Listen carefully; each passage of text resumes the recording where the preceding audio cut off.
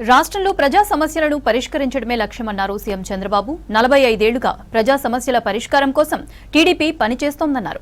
Healthy wealthy AP happy తమ లక్ష్యమన్నారు చంద్రబాబు. క్షేత్రస్థాయిలో పార్టీ బలోపేతానికి చర్యలు తీసుకుంటామన్నారు మంత్రి లోకేష్. త్వరలోనే తెలంగాణలో నాయకులందరినీ కలుస్తామన్నారు. ఏపీలో జరిగే ఎస్ఐఆర్ ని సీరియస్ గా తీసుకోవాలని పార్టీ కార్యకర్తలకు సూచించారు వైసీపీ అధినేత జగన్. అర్ధరాత్రి ఏపీలోని పలు జిల్లాల్లో ఈదురుగాలులు వర్షం బీభత్సం సృష్టించాయి.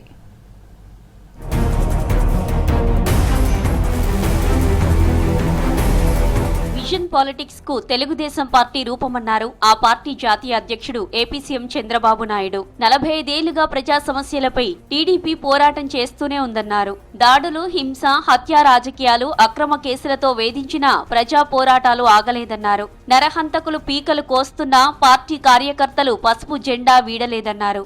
అధికారంలో ఉన్నా అపోజిషన్ లో ఉన్నా వైసీపీ గొడ్డలి పార్టీయే అంటూ సెటర్లు వేశారు బాబు. ఏపీ అమరావతిలోని టీడీపీ ఆఫీసులో మహానాడు కార్యక్రమాన్ని ప్రారంభించారు సీఎం.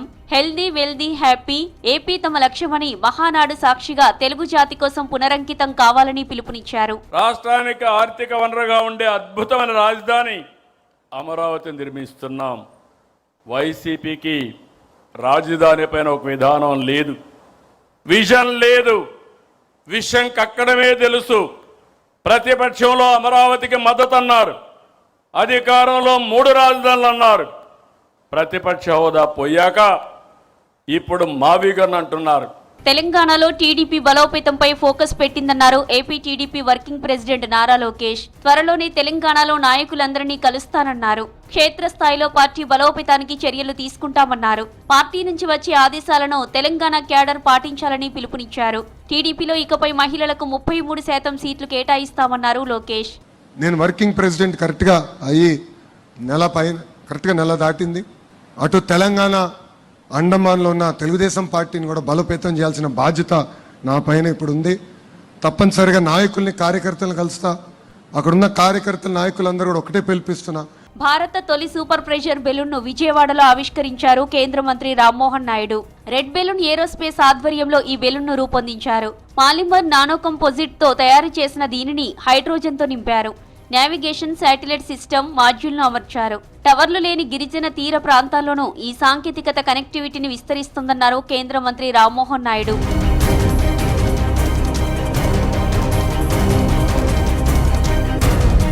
ఏపీలో ఎలక్షన్ కమిషన్ చేపట్టనున్న సర్ ప్రక్రియను సీరియస్ గా తీసుకోవాలన్నారు ఆ రాష్ట్ర మాజీ సీఎం వైఎస్ జగన్. పశ్చిమ బంగాల్లో 91 లక్షల ఓట్లను తొలగిస్తే టీఎంసీ 31 లక్షల ఓట్లతో ఓడిపోయిందన్నారు. భవానీపూర్లో 45,982 ఓట్లు తొలగిస్తే మమతా బెనర్జీ 15,000 ఓట్ల తేడాతో ఓడిపోయారన్నారు. తమిళనాడులో 74 లక్షల ఓట్లను తొలగించారన్నారు. డీఎంకే పార్టీ 17 లక్షల ఓట్ల తేడాతో ఓడిపోయిందన్నారు. ఇక కుప్పంలో 20,000 బోగస్ ఓట్లు చేర్చారన్నారు. ఓట్లు పెరిగినా తగ్గినా నష్టమేనని, కాబట్టి వైసీపీ కార్యకర్తలు జాగ్రత్తగా ఉండాలన్నారు వైఎస్ జగన్.